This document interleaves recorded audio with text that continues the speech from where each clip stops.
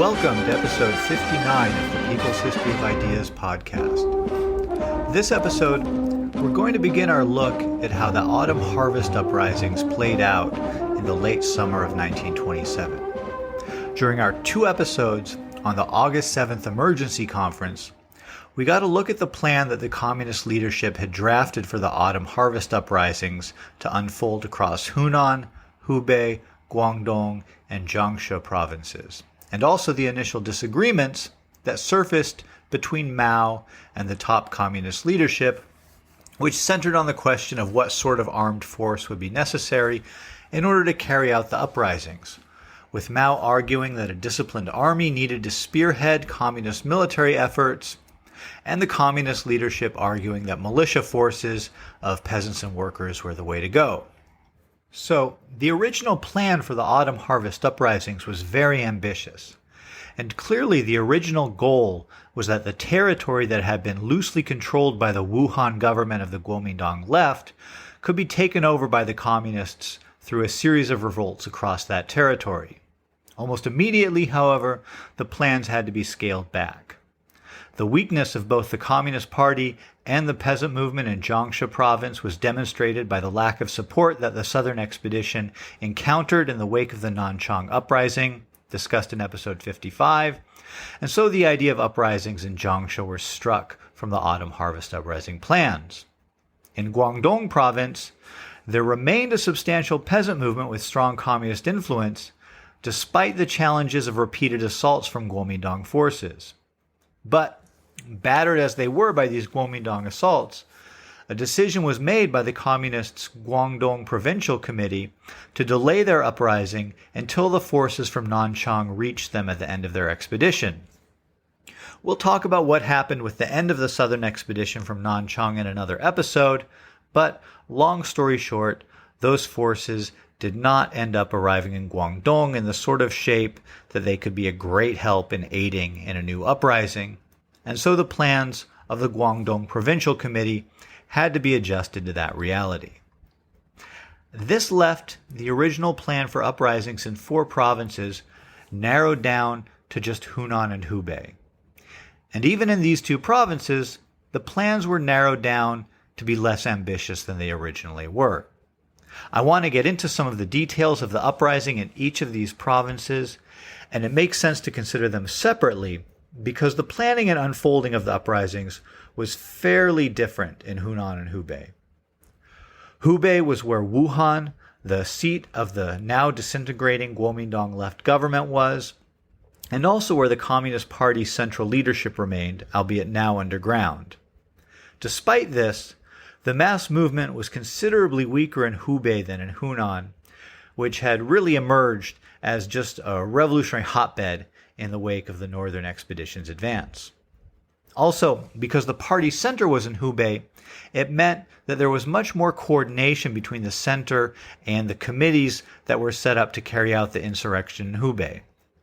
It's similar to what we saw with the three armed uprisings in Shanghai, where the central leadership located in Shanghai played a major role in those uprisings.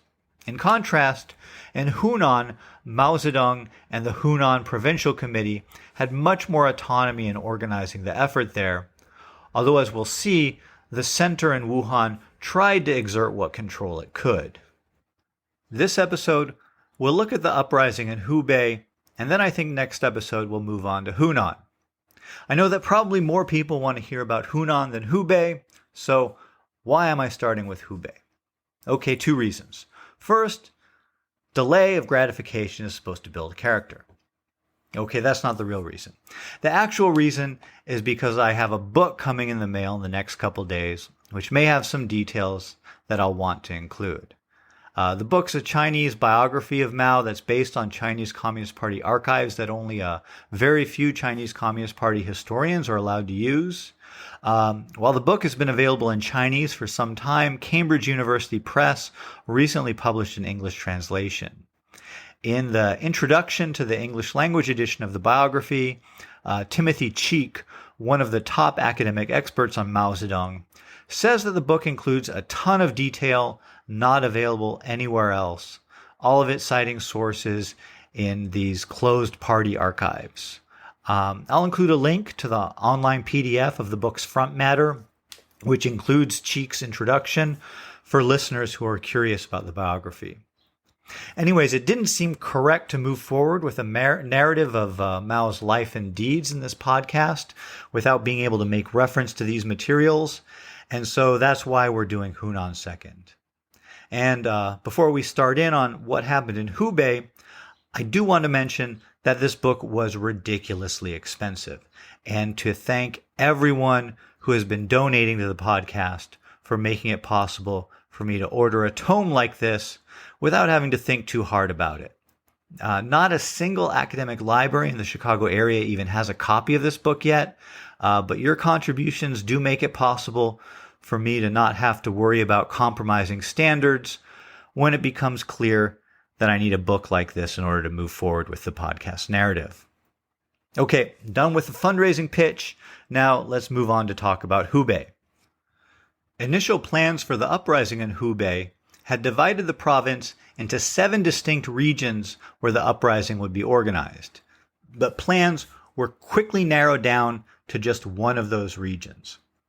Originally, the area east of Wuhan had seemed particularly promising because it was where communist organization was strongest.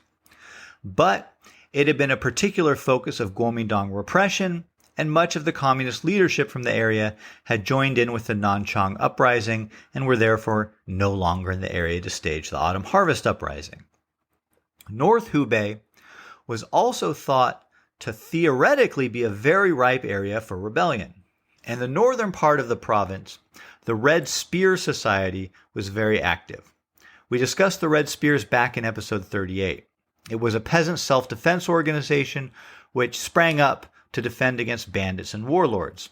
And the Red Spears were not particularly happy about the presence of Feng Yuxiang's Kuomintang allied troops in their territory. You might remember the Christian warlord Feng Yuxiang from episode 54. The Red Spears posed a conundrum to the communist leadership, who felt that the Red Spears should be amenable to communist revolution, but in fact, the communists were confounded by them. Let me just recap some material we covered back in episode 38. Communist peasant organizers had begun trying to work with the Red Spears in Henan province, north of Hubei, in August 1925, and by April 1926, they reported a spectacular success in organizing peasant associations in more than 200 villages with a total membership of 270,000 peasants. What appears to have actually happened is that the communist organizers did have some success in one region, and then, because of the networks among Red Spears, which tied different villages together in a large self-defense network, these communist organizers optimistically assumed that they had achieved some sort of nominal allegiance of other Red Spears groups more broadly. In reality, the one locale of about 3,000 peasants was organized by the communists in Henan, and when an inspection tour came through the area during 1927, it was exposed that the number of 270,000 was more or less entirely false. The communists really had no influence on this larger number of peasants, even though both the Communist Peasant Association and the Red Spear Society shared an orientation to peasant self-defense. But one might say, if these were peasants who were organized to defend their land, what difference did it really make whether they were directly organized by the communist peasant activists or not? This may well be what went through the minds of the communist organizers who reported the figure of 270,000 peasants organized in peasant associations. After all, even in Guangdong and Hunan, where there was much more communist peasant organizing success, the peasant associations were fairly loose and involved peasants banding together to protect their land and defend their rights, and, to some degree, support a vague revolutionary project. They didn't require any great ideological litmus test. The peasants weren't communist for the most part in those associations. So why not just count the Red Spears among the numbers of the peasant associations that have been organized?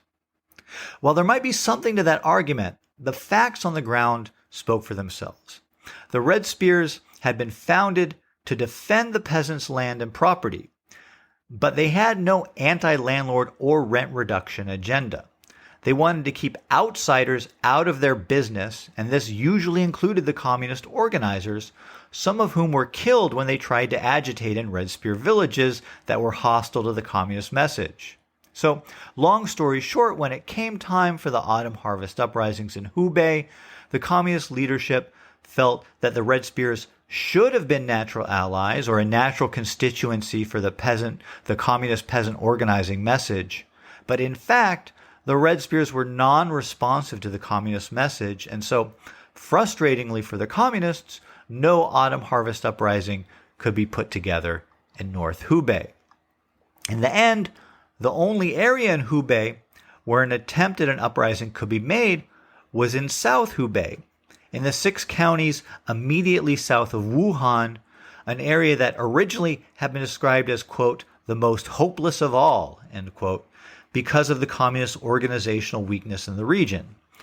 The one advantage that the area did have was that it sat astride the key railway from Wuhan to Changsha.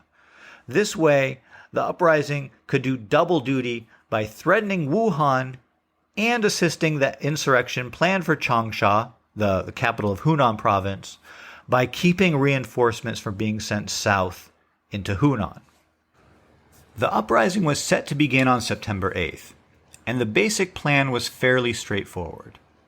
The idea was to begin by attacking or assassinating gentry in areas remote from walled towns and therefore relatively immune from quick retaliation by local garrisons.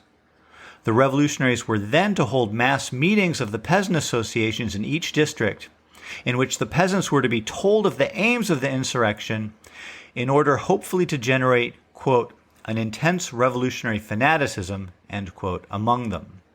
The plan concluded with the statement that, quote, after this is done, a true peasant mass insurrection will be able to erupt and the victory of our uprising will be guaranteed, end quote.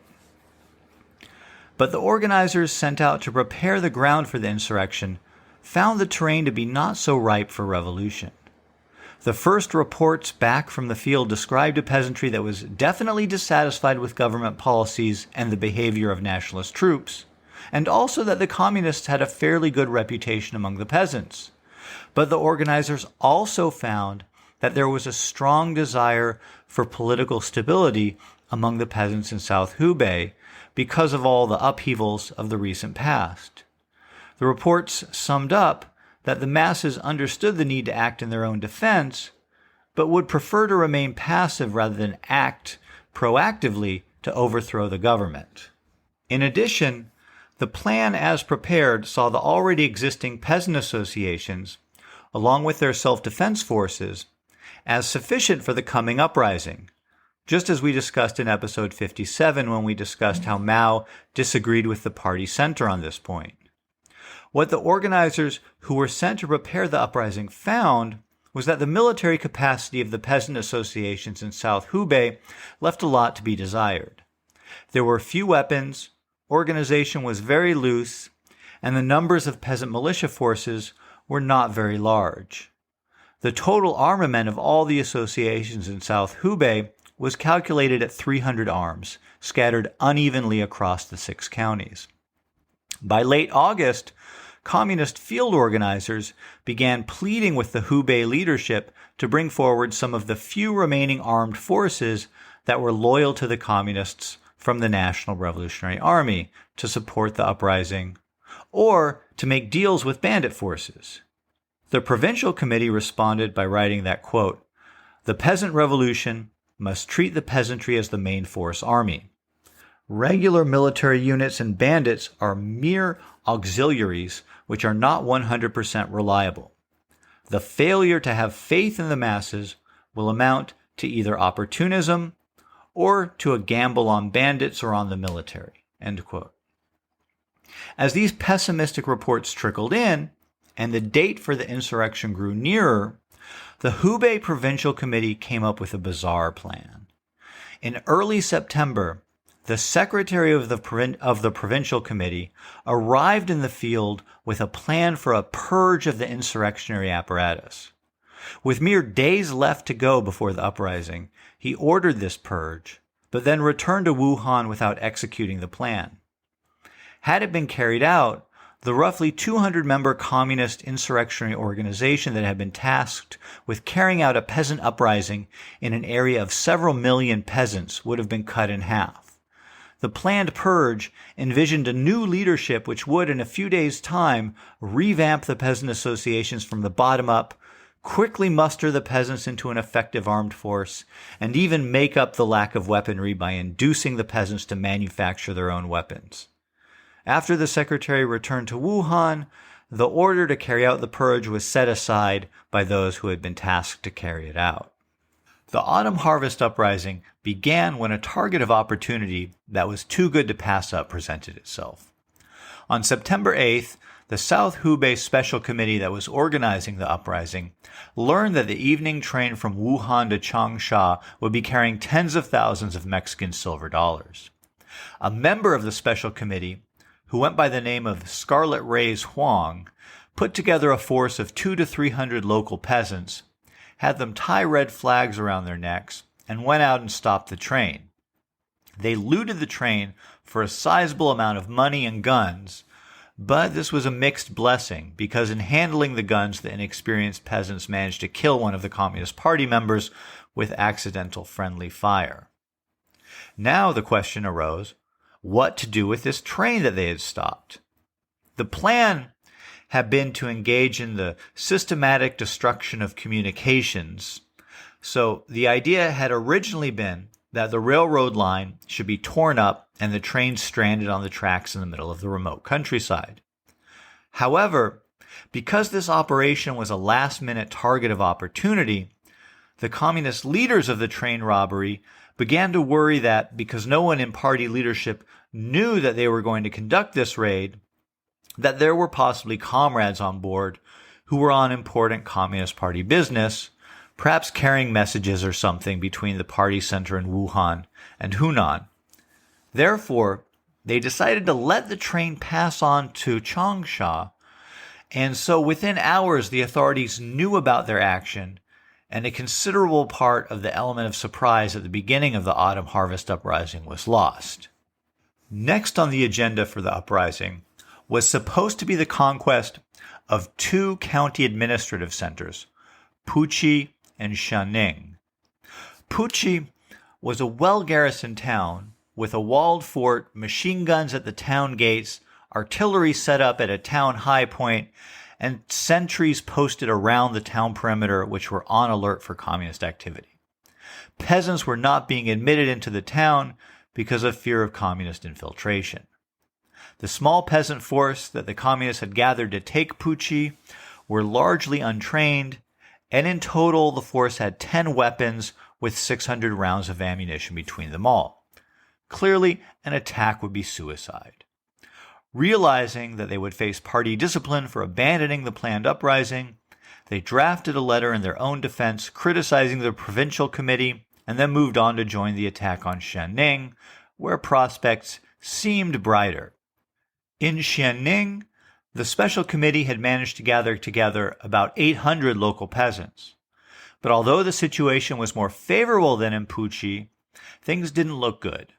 The Communist Party secretary for Xianing County advised calling off the action.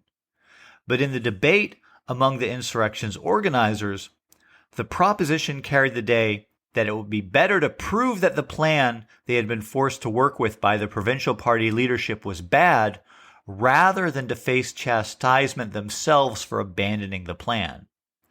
Essentially, if they attacked and were beaten, the party leadership would be responsible for the failure, but if they retreated, they would be held responsible. Clearly, this was a very unhealthy way to decide whether or not to go ahead with an insurrection, but this is apparently how the thinking went.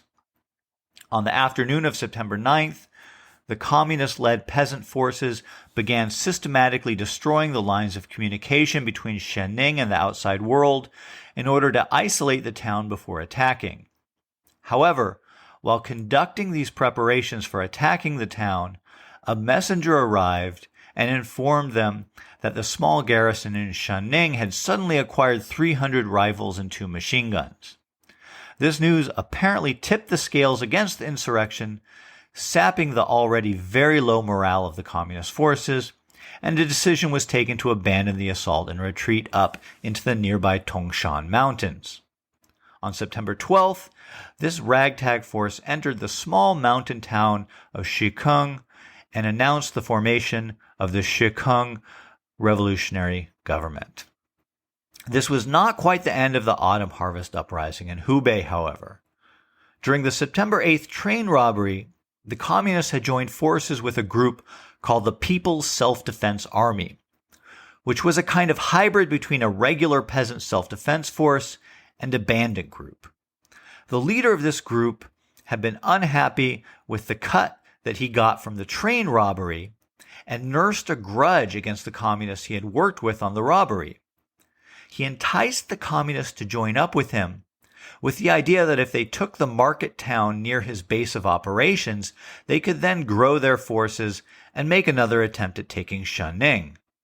Here's how the historian Roy Hofheinz described what happened next. Moving west from Tongshan into the low-lying country across the railway, the Special Committee group approached Xintian, the headquarters of Liu Pui, the leader of the People's Self-Defense Army, and sent a scout to determine his attitude. The scout sought to convince Liu that he should join forces with the committee for an attack on the town of Chayu, with the aim of taking Shanning from the outside by brute force. Liu assured the scout, a county party committee member from Puchi, that his plans were acceptable, and to prove his good faith, revealed the existence of secret orders from the Puchi garrison for the scout's arrest. The special committee then decided to send a squad with some 20 guns under the scout's command to join Liu at the Xintian market. But as soon as these men reached the marketplace, they learned Liu Pui's true intentions. Their weapons were seized, and the scout was executed on the spot. The special committee waited a day without news from their detachment, and then foolishly marched into Liu's lair. The wily commander, receiving them graciously at first, explained that the scout had drunk too much the night before and hasn't gotten up yet. Inviting the special committee out into the open market area to review the troops, Liu gave some orders. A soldier blew a taratara on his bugle in a welcoming song.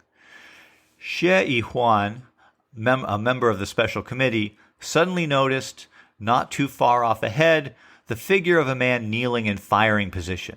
He was whispering, squad leader," as if requesting orders to fire.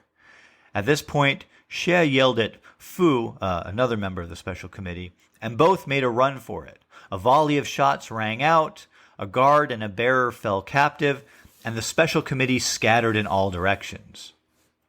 This episode, the ballad-like quality of which pervades even the communist report, this last little paragraph starting with where a soldier was blowing on his bugle is actually a quote from a communist report that was made after the incident. This episode marked the end of the special committee as an organized unit. First, Fu Hsiang-i, Hsieh I-huan, and then the others gradually drifted back to the provincial committee headquarters in Wuhan. When they had all gathered there on September 18th, they were astounded to receive orders to return to South Hubei and carry on with the insurrection.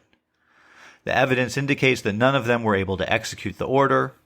While drifting aimlessly from port to port on the Yangtze River south of Wuhan, one by one the members of the special committee were either captured or mysteriously disappeared.